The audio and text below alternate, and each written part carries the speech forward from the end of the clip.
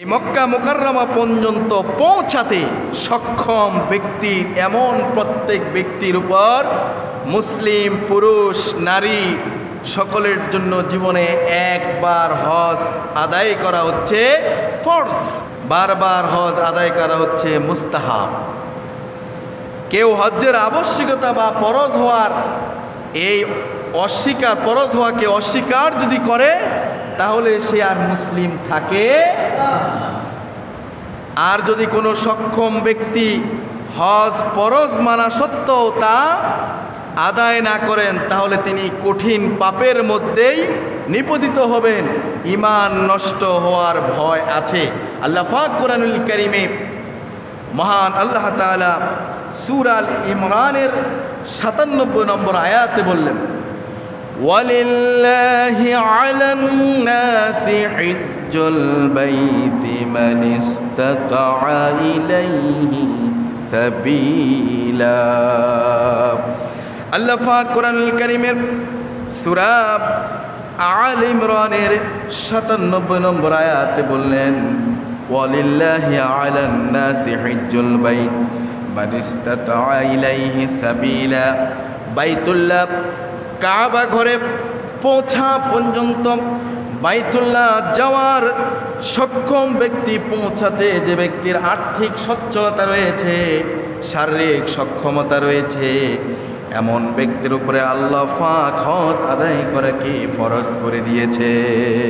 সুবহানাল্লাহ। এমন ব্যক্তির উপর হজ আদায় করা, সেই নারী হোক পুরুষ হোক, তার উপরে হজ আদায় করা কি ফরজ। আর্থিক সচ্ছলতা আর শারীরিক সক্ষমতা, শারীরিক দিক থেকে সক্ষম ব্যক্তি, আর্থিক দিক থেকে সচ্ছলবান ব্যক্তি, যে সেখানে পৌঁছতে যেরকম তার শারীরিক অবস্থান কন্ডিশন থাকার কথা ওরকম অবস্থা তার আছে, যেরকম অর্থ খরচ হবে এরকম অর্থ তার আছে, নিজ প্রয়োজন, পরিবারের ভরণ পোষণ, সাংসারিক খরচ এগুলোর ব্যয়ভার বহন করার পরেও তার উদ্ধৃত্ত ওই অবস্থায় আছে, যে উদ্ধৃত্ত যেই সম্পদ, যেই মাল, যেই সামানা, যে অর্থ, যে ব্যাংক ব্যালেন্স, যেই টাকা পয়সা তার আছে, সেটা দিয়ে দেখা যায় বাইতুল্লাহ যাওয়ার মতো সেই খরচপাতি হয়ে যায়। আর তার শারীরিক কন্ডিশন বলে সে সেখানে পৌঁছতে পারে, হজ্জের এই বিষয়গুলো মোটামুটি আদায় করবার মতো তার শরীরের কন্ডিশন রয়েছে, এ ব্যক্তির উপর হজকে ফরজ করে দিয়েছেন যিনি, তিনি কে? আল্লাহ। এত গুরুত্বপূর্ণ একটি ইবাদত, এ হজের মৌসুম শুরু হয়ে গেছে। শাওয়াল, যুলকাদ ওয়া যুলহজ, এই 3টি মাস হচ্ছে হজ্জের মৌসুম। আল্লাহ রাসূল সাল্লাল্লাহু আলাইহি সাল্লাম হাদিস থেকে আমরা জানতে পারি, এমনকি আল্লাহ পাক কোরআনে হজ সম্পর্কে অনেক আয়াত নাজিল করেছেন। বলি আলহামদুলিল্লাহ। কোরআনুল কারীম আল্লাহ পাক হজ সম্পর্কে বিভিন্ন আয়াত নাজিল করেছেন, তার মধ্য থেকে আমি কয়েকটি আয়াত তেলাওয়াত করেছি। সূরা বাকারার থেকে আমি আরেকটি আয়াত তেলাওয়াত করতে চাই। সূরাতুল বাকারা আল্লাহ পাক ১৯৭ নম্বর আয়াতে বললেন, আল হজ্জু আশহুরুম মা'লুমাত ফামান ফারাদা ফীহিন্নাল হজ্জ ফালা রাফাথা ওয়ালা ফুসুকা ওয়ালা জিদালা ফিল হজ্জ ওয়ামা তাফআলু মিন খায়রিন ইয়ালামহু আল্লাহ وتزودوا فإن خير الزاد التقوى واتقون يا أولي الألباب। الله أكبر। আল্লাহ পাক কোরআনুল কারীমে সূরাতুল বাকারার ১৯৭ নম্বর আয়াতে বলছেন, আল হজ্জু আশহুরুম মা'লুমাত, হজ্জের সময়টা নির্দিষ্ট কয়েকটি মাস। হজ্জের সময়টা নির্দিষ্ট কয়েকটি মাস। আপনি যদি মুহররম মাসে, সফর মাসে, কিংবা রবিউল আউয়াল, রবিউল সানি, কিংবা জমাদুল উলা, জমাদুল সানির কোনো এক মাসে গিয়ে যদি হজ করেন, হজ হবে? ওমরা হতে পারে, হজ তো আর হবে না, ঠিক না কথা? তাহলে হজের জন্য নির্দিষ্ট কয়েকটি মাস বা নির্দিষ্ট সময় রয়েছে, ঠিক না কথা? ওগুলো হবে ওমরা, কিন্তু হজের জন্য নির্দিষ্ট সময় রয়েছে, নির্দিষ্ট স্থান রয়েছে, নির্দিষ্ট সময়ে নির্দিষ্ট স্থানগুলোতে সেই কার্যগুলি সম্পাদন করার নাম হচ্ছে হজ। আমার প্রিয় ভাইয়েরা, আল্লাহ পাক বলছেন আল হাজ্জু আশহুরুম মা'লুমাত, আমি নির্দিষ্ট হজের জন্য নির্দিষ্ট সময় দিয়ে দিয়েছি, নির্দিষ্ট কয়েকটি মাস রয়েছে। সেটা শুরু হয় শাওয়াল থেকে। এই যে এখন শাওয়ালের মাস শুরু হলো, নবীজি সাল্লাল্লাহু আলাইহি সাল্লাম হাদিসে বলেছেন আল হাজ্জু আশহুরুম মা'লুমাত, শাওয়াল ওয়া যুলকাদ ওয়া যুলহাজ, হজের নির্দিষ্ট মাস রয়েছে, আর সেটা হচ্ছে শাওয়াল, যুলকাদ, যুলহাজ, এই তিনটি মাস। বলি আলহামদুলিল্লাহ। সম্মানিত উপস্থিতি, তাহলে আল্লাহ পাক কোরআনুল কারীমে বললেন فمن فرض فيهن الحج فلا رفث ولا فسوق ولا جدال في الحج। আল্লাহ পাক বলে অতএব যেই মাসগুলোতে যে হজ করার যে ব্যক্তি সিদ্ধান্ত গ্রহণ করলো, ওই ব্যক্তির ব্যাপারে আল্লাহ তাআলা বলছেন ফালা রাফাথা ওয়ালা ফুসুকা ওয়ালা জিদালা ফিল হজ, এই ব্যক্তি যেন অশ্লীলতা, হজ্জে যে ব্যক্তি পৌঁছে যাবে সে ব্যক্তি অশ্লীলতা, পাপাচারিতা, পাপ, অন্যায়, কলহ এবং এগুলো থেকে সেজন্য সম্পূর্ণ বিরত থাকে, সম্পূর্ণ বিমুক্ত থাকতে হবে। আর আল্লাহ পাক বললেন ওয়ামা তাফআলু মিন খাইরি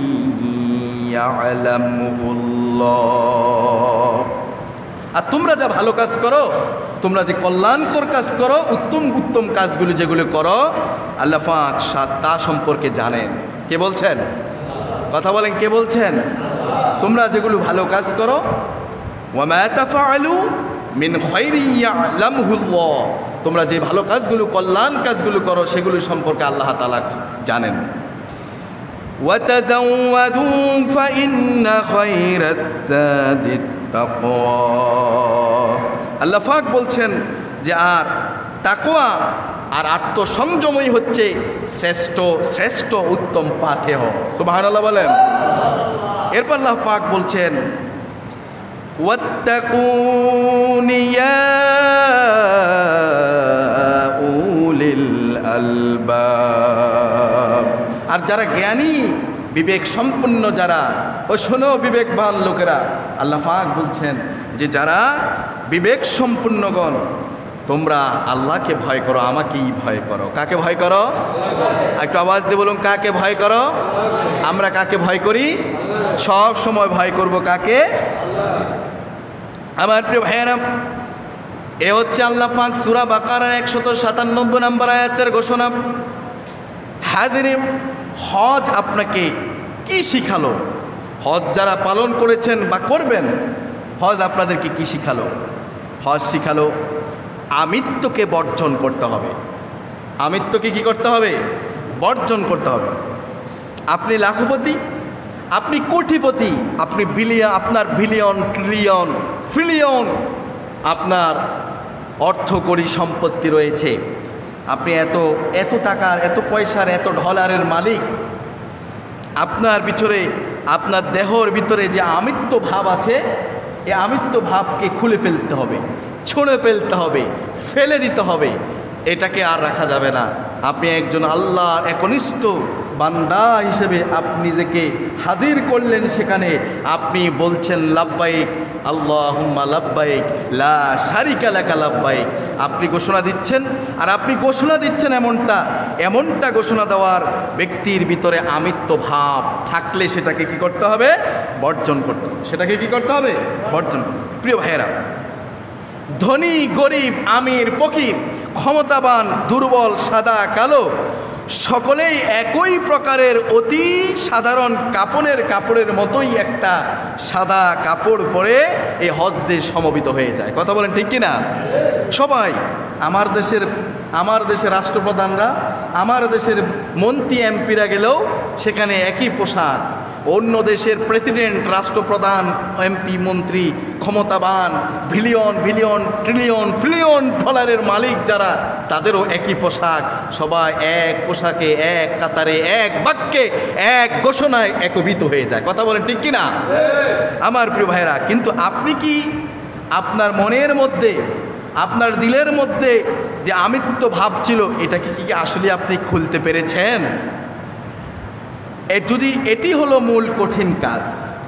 এটাই হলো কি, আমার দেশের কত নেতারা, কত শিল্পপতিরা, আমার দেশের কত বড় লোকেরা, কত ধনারবান ব্যক্তিরা, এমপি মন্ত্রীরা প্রতি বছর হজ করে ওমরা করতে যায়, কিন্তু আসার পরে, দেশে আসার পরে দেখা যায় তাদের আগের ভাবটাই, আমিত্ব ভাবটাই থেকে যায়। তাহলে হজ বছরকে বছর করলো, ওমরা ডজনকে ডজন করলো, প্রতি বছরই হজে গেল, কিন্তু এই আমিত্ব ভাবটা সে দূর করতে পারলো না। তাহলে তো তার হজ মকবুল, হজ মাবরুর হজ হলো না। কথা বলেন ঠিক কিনা আমার প্রিয় ভাইয়েরা? কেউ অন্যায় করলে বা আমাদের আমিত্ব ভাবের উপরে আহত করলে, হ্যাঁ, কোনো ব্যক্তির দ্বারা আহত হয়, তাহলে রেগে উঠতে মন চায়, তাই না? রাগ উঠে, প্রচণ্ড রাগ, প্রচণ্ড ক্ষোভ, ঝিদ উঠে। এটাই হচ্ছে আমিত্বর ভাব আমার ভিতরে এখনো রয়েই গেছে। কথা বলে ঠিক না? আমিত্ব ভাবটা এখনো রয়ে গেছে। সাবধান, নিজের এই আমিত্বকে একেবারে ভুলে যেতে হবে, ছেড়ে দিতে হবে, ছুঁড়ে ফেলতে হবে। এই ময়দানে বলতে হবে, আমি সবচেয়ে বেশি গুনাহগার, আমি সবচেয়ে বেশি পাপিষ্ট, আমার মতো এত বড় পাপী আর কেহই নাই। আর বলতে হবে, এখানে যারা লক্ষ লক্ষ হাজী সাহেবরা উপস্থিত হয়েছেন, আল্লাহর বান্দা বান্দিরা উপস্থিত হয়েছেন, তারা সবাই আল্লাহর প্রিয় বান্দা, আমি কেবল আল্লাহর গুনাহগার বান্দা, আমি সবচেয়ে বড় পাপী, আমি সবচেয়ে বড় গুনাহগার। এই অনুভূতি দিয়ে সকলের খেদমত করার চেষ্টা করতে হবে, সকলের দেওয়া কষ্ট নিজেকে সহ্য করতেই হবে। কথা বুঝে আসছে কিনা? এত লক্ষ লক্ষ মানুষের গ্যাদারিং, এত মানুষের আয়োজন, সেখানে কিছু কষ্ট হতে পারে। আপনার কোনো ভাই, আপনার কাফেলার কোনো ভাই কষ্ট দিতে পারে, অথবা অন্য কোনো দেশের লোকের, হ্যাঁ, আপনার কি বলে, বাহুর নিচে পড়ে আপনি জাতাও খেতে পারেন, পায়ের নিচে পড়ে পদদলিত ছেপটা হতে পারেন, আঘাতপ্রাপ্ত হতে পারেন, কিংবা কারো কোনোর আঘাত লাগতে পারে, কোনো একটা লাগতে পারে। এজন্য আপনাকে সেখানে সহ্য করতে হবে, ধৈর্য ধরতে হবে। আপনাকে মনে করতে হবে ও তো ইচ্ছে করে দেয় নাই, আপনাকে বুঝতে হবে যে আমি পাপী, আমি গুনাহগার, এ ব্যক্তি আমার চেয়েও আরও ভালো, এ আল্লাহর হয়তো প্রিয় বান্দা, আমার মতো পাপী মনে হয় এখানে আর কেউই নাই। এই আমিত্ব ভাবকে আপনার ছুঁড়ে ফেলতে হবে, খুলে ফেলতে হবে এই আমিত্ব ভাবের পোশাক। কথা বুঝে আসছে কিনা? আর দেশে এসে হাজী সাহেব, আপনি যদি এই আমিত্বের ভাব দেখান, আপনি যদি প্রচণ্ড রাগ ক্ষোভ জিদ দেখান, আপনি যদি আপনার এই আমিত্ব ভাবটাকেই প্রকাশ করেন, আপনার ক্ষমতার পাওয়ার দেখান, আপনার অর্থের পাওয়ার দেখান, আপনি যদি এটাই করতে থাকেন, তাহলে আপনার প্রতি বছর হজ করে কী লাভ হলো? আপনার এই হজ মকবুল হলো না। কথা বলেন ঠিক কিনা আমার প্রিয় ভাইয়েরা? এজন্য ধৈর্য ধরতে হবে, কষ্ট করতে হবে, ত্যাগ স্বীকার করতে হবে, স্যাক্রিফাইসের মন মানসিকতা থাকতে হবে। আল্লাহ তাআলা আমাদেরকে বুঝবার তৌফিক দান করুক। আরও জোরে বলে আমিন। হজ কবুল হওয়ার শর্ত হলো মাবরুর হওয়া। হজ কবুল হওয়ার শর্ত কি? মাবরুর হওয়া।